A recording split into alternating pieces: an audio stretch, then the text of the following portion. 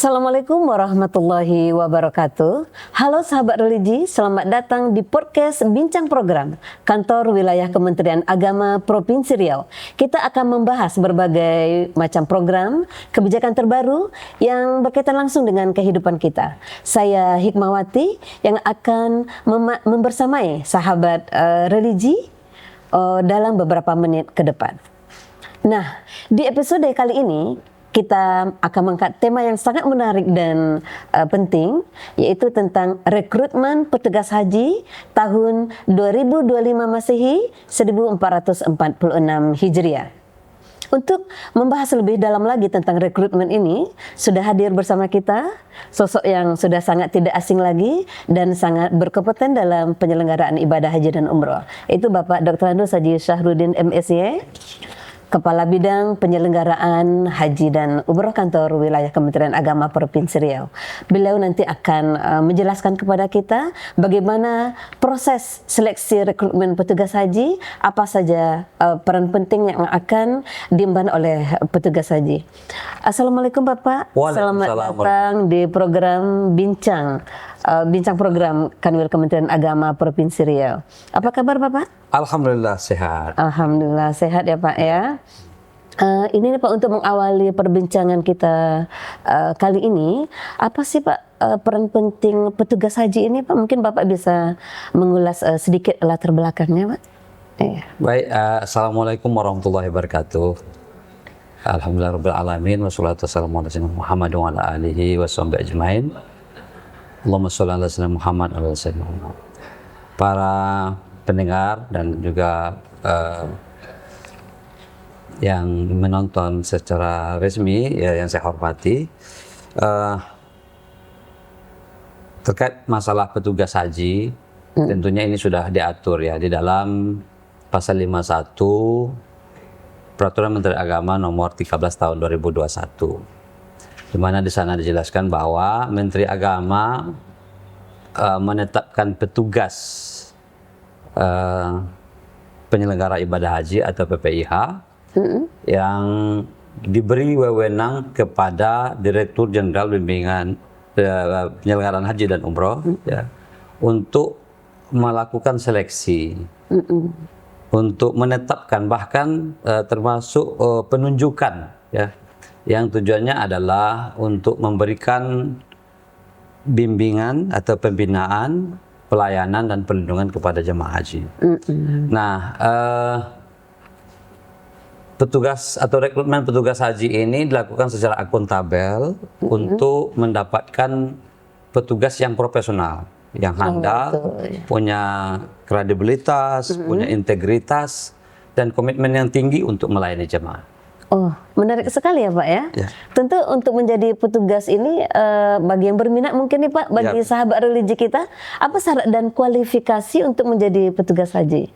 Ya, syarat-syarat umum itu sudah disampaikan, sudah ada di mana-mana, kita dengar, kita lihat di media-media bahwa minimal ada 7 persyaratan yang harus dipenuhi oleh calon petugas haji kita. Yang pertama adalah warga negara Indonesia yang beragama Islam.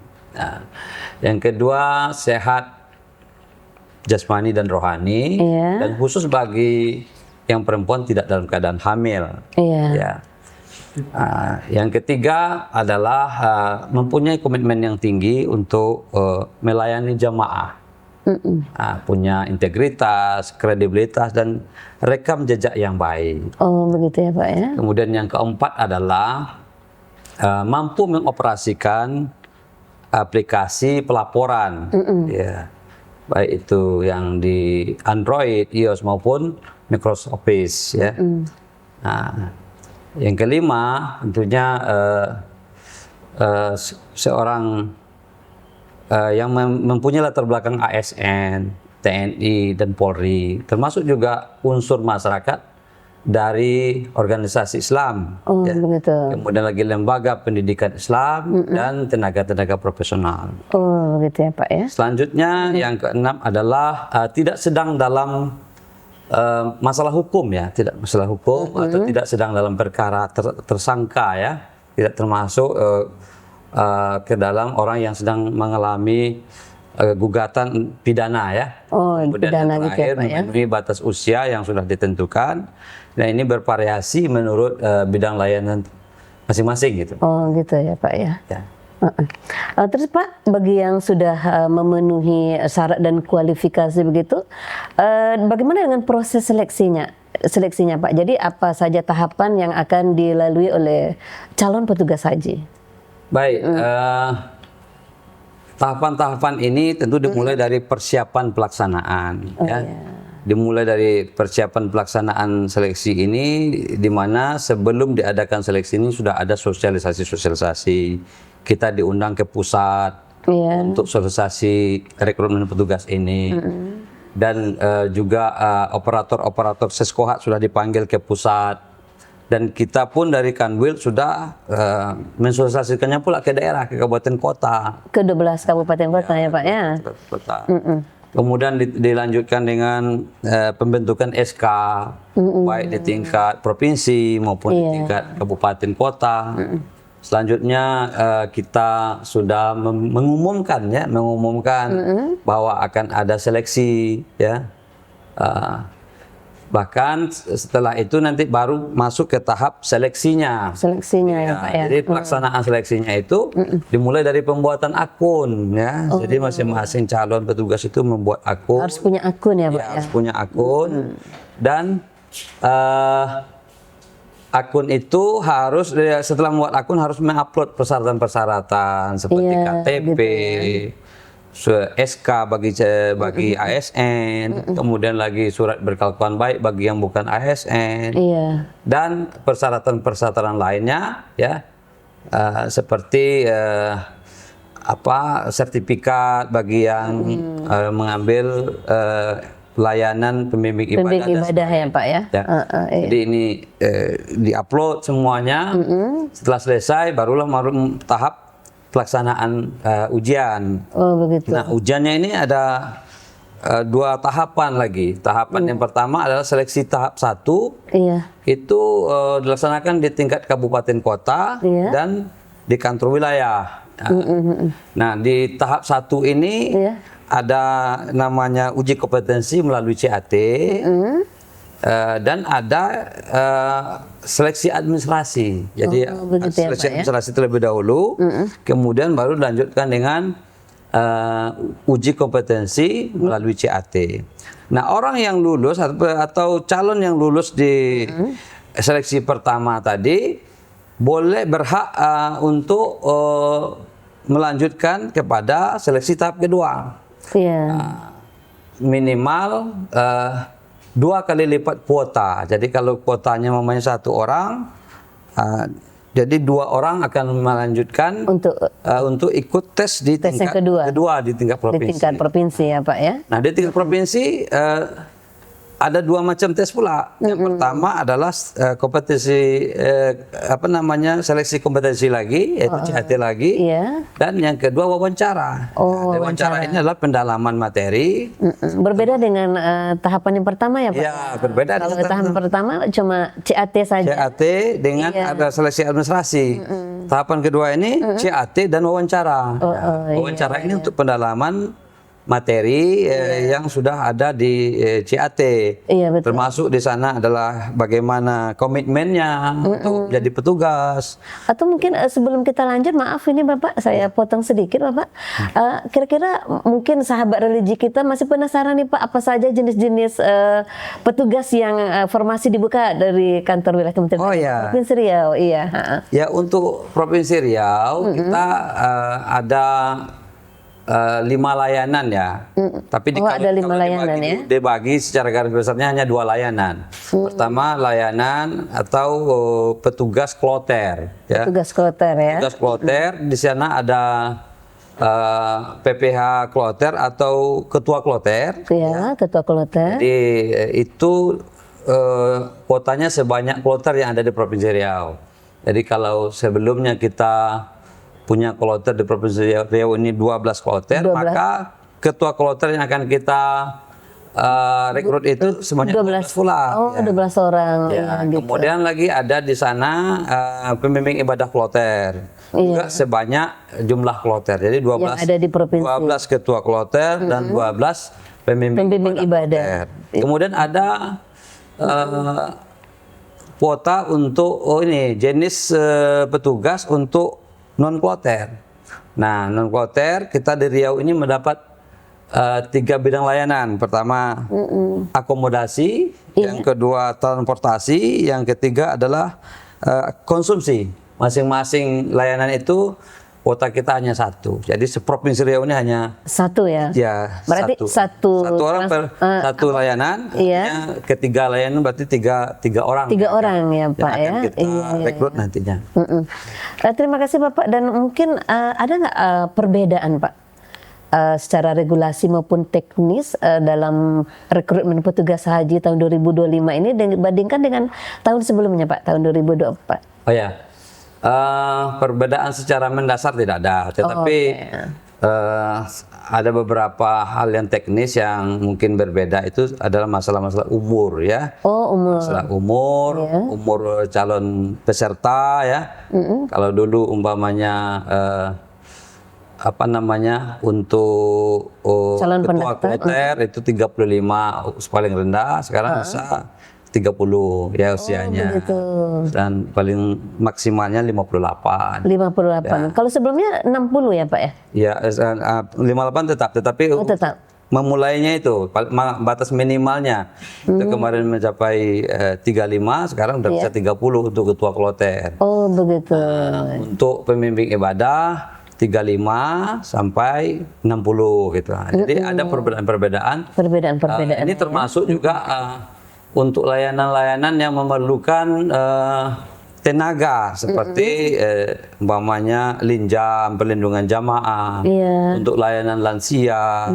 Ini paling tinggi cuma boleh berusia sampai 45 tahun. 45 tahun ya. Kenapa? Karena dia akan membantu jamaah yang renta, yang sudah resti. Oleh sebab itu dia perlu tenaga.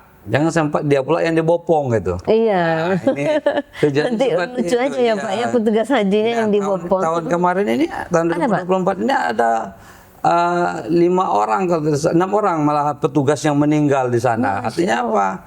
Iya. Kurang selektif barangkali, tapi bukan di Riau ya, di tempat-tempat lain ada yang meninggal petugas itu. Nah, ini barangkali karena faktor usia dan sebagainya. Oh begitu ya Bapak.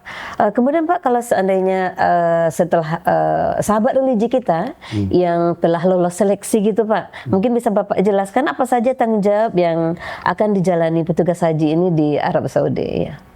Ya, tentunya mereka akan menjalankan tugas sesuai dengan bidang layanan yang mereka geluti ya. Mereka emban gitu ya Pak ya? Yang sudah mereka pilih.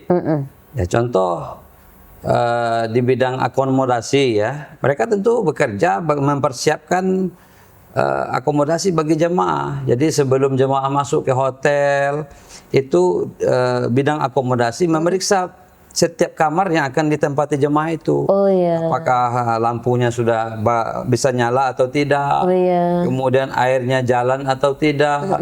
AC-nya dingin atau tidak? Iya, termasuk gitu ya, fasilitas umum yang di hotel itu.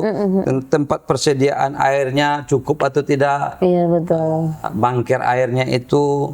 Kemudian lagi untuk layanan-layanan umum sepertinya tempat pembagian nasi di mana, tempat sholatnya representatif atau tidak, tempat mencucinya berapa buah mesin cuci yang tersedia, masih bagus atau tidak, semuanya itu merupakan tanggung jawab bidang akomodasi yang tadi ya Pak ya. Demikian juga di bidang konsumsi, dengan melihat kepada jenis makanannya ya, ukurannya, dia harus tahu berapa satu orang, berapa on nasinya untuk satu orang gitu. Oh, begitu jelimetnya ya Pak ya? Jelimetnya. Iya. Dan juga kapan dia harus melayani orang makan, jam berapa dia harus berada di tempat pembagian makanan itu. Iya, Sampai ke sana kan bahkan menerima keluhan-keluhan jamaah. Iya. Kalau seandainya jamaah mengatakan ini kurang nasi nih, ya, dia harus sampaikan ke kepala sektornya. Kepada kepala sektor ya Pak ya. Kepala sektornya ataupun koordinator bidang konsumsinya supaya menyampaikan ke Daker ini dari kloter sekian ada usulan nasinya kurang, lauknya enak tapi nasinya kurang. Gitu ya Pak ya. Indonesia, terutama orang Sumatera ini Suka yang pedas ya Pak? ya, Iya, nasi itu harus banyak gitu. Oh, nasinya. Jadi walaupun banyak lauknya, kalau nasinya kurang, mereka menganggap itu masih kurang. Masih kurang ya Pak ya, karena karbohidratnya ya Pak ya, yang kurang ya Pak ya. Oke, terima kasih banyak. Ini Bapak mungkin sebagai terakhir nih Pak, ada tips atau saran dari Bapak untuk sahabat religi kita yang mungkin berminat untuk menjadi petugas haji tahun 2025 ini Bapak. Ya baik, untuk calon petugas, saya harapkan pertama persiapkan dulu diri kita, ya, terutama pengetahuan, ya, pengetahuan terkait dengan bidang layanan yang diambil gitu. Jadi kalau yang mengambil umpamanya formasi konsumsi, itu dia harus secara teliti, secara mendetil apa saja yang menjadi tugasnya di sana di bidang konsumsi itu, dia harus tahu semuanya. Jadi persiapkan diri dengan pengetahuan-pengetahuan, juga persiapkan kesehatan karena kita di sana berhadapan dengan cuaca yang panas, dan jamaah yang banyak, punya selera yang berbeda. Itu harus disiapkan semua. Mental-mental itu, mental dimarahi, mental itu harus disiapkan semua. Ada mungkin jemaah yang tidak puas gitu ya Pak ya. Jadi kita harus tahan mental juga dan kuat ya Pak. Terutama juga siapkan ketulusan. Jadi setiap kita ketulusan harus punya niat yang ikhlas, niat yang tulus untuk membantu jamaah. Terkadang sampai mengorbankan ibadah kita. Dalam arti kita tidak bisa sesempurna jamaah lagi ibadah kita. Kita harus bisa lebih mengutamakan jamaah daripada diri kita sendiri. Iya, betul-betul. Itu yang kita harapkan untuk dipahami oleh para petugas. Makanya ada slogan yang kemarin itu Pak, petugasku ibadahku. Tugasku adalah ibadahku. Begitu ya Pak ya. Luar biasa sekali Bapak. Terima kasih banyak Bapak atas informasi yang sangat bermanfaat, terutama bagi sahabat religi yang berminat untuk menjadi petugas haji di tahun 2025. Terima kasih Bapak atas perhatiannya. Sahabat juga religi yang ingin untuk mendukung program kita mohon like, subscribe and comment and share. Dan untuk sebagai closing statement ini Pak, mari kita tutup dengan bincang kita dengan bincang program komunikatif, edukatif, dan membangun. Oke. Wassalamualaikum warahmatullahi wabarakatuh. Waalaikumsalam.